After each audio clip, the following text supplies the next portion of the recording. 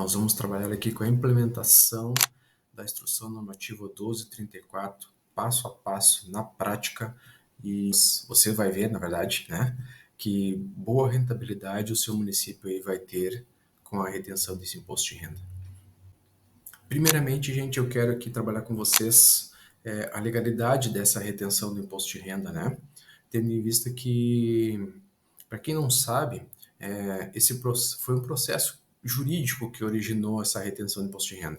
Aqui o município de Sapiranga, aqui no Rio Grande do Sul, começou a questionar, tendo em vista o artigo 158 da Constituição, onde o imposto de renda se detém aos municípios desde aquela época, né? E os municípios de lá para cá ficavam repassando esse valor, esse recolhimento para a Receita Federal.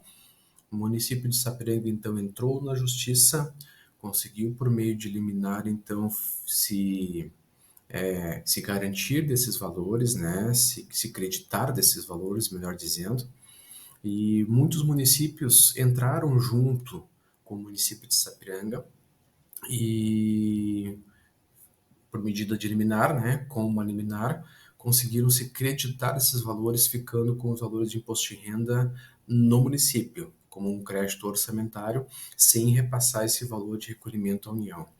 O Tribunal Regional Federal da Quarta Região, que é aqui o de Porto Alegre, ele julgou favorável, ele deferiu, melhor dizendo, né, a favor dos municípios, dos estados e do Distrito Federal, baseado justamente no artigo 158 da Constituição.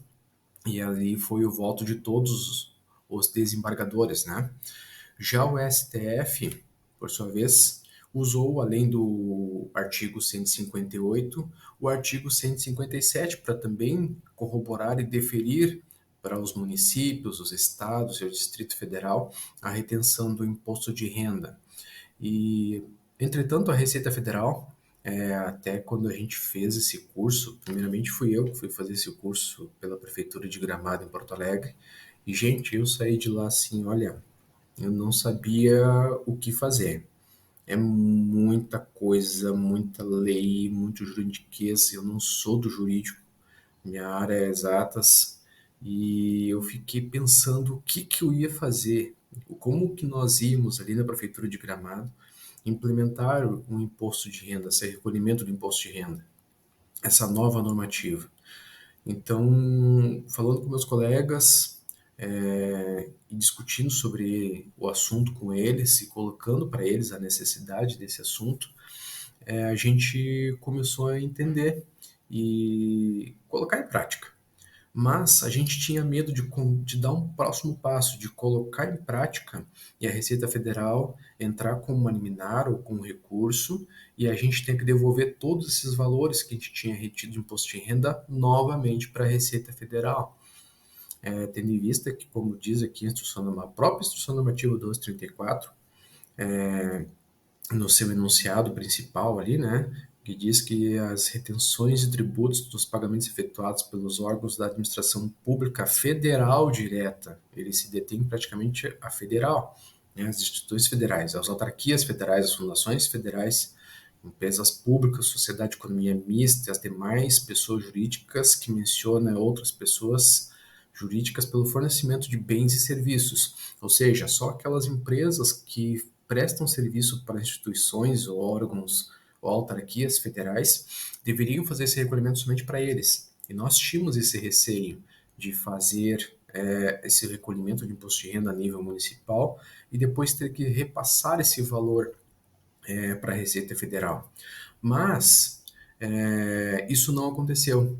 Deixa eu entrar aqui para mostrar aqui para vocês na Instrução Normativa 2145, que ela foi publicada agora no dia 26 de junho de 2023, que ela diz o seguinte: os órgãos da administração pública direta dos estados e do Distrito Federal e dos municípios, inclusive suas autarquias, fundações, ficam obrigados a efetuar a retenção na fonte do imposto de renda incidente sobre os pagamentos que efetuarem as pessoas jurídicas pelo fornecimento de bens ou prestação de serviços em geral, inclusive obras de construção civil.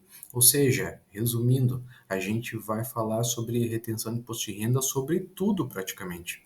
E a Instrução Normativa 2145 veio corroborar a Instrução Normativa 1234 no seu artigo, aliás, a Instrução Normativa 2145, no seu artigo 2º-A, veio corroborar a Instrução Normativa 1234 referente ao imposto de renda na fonte.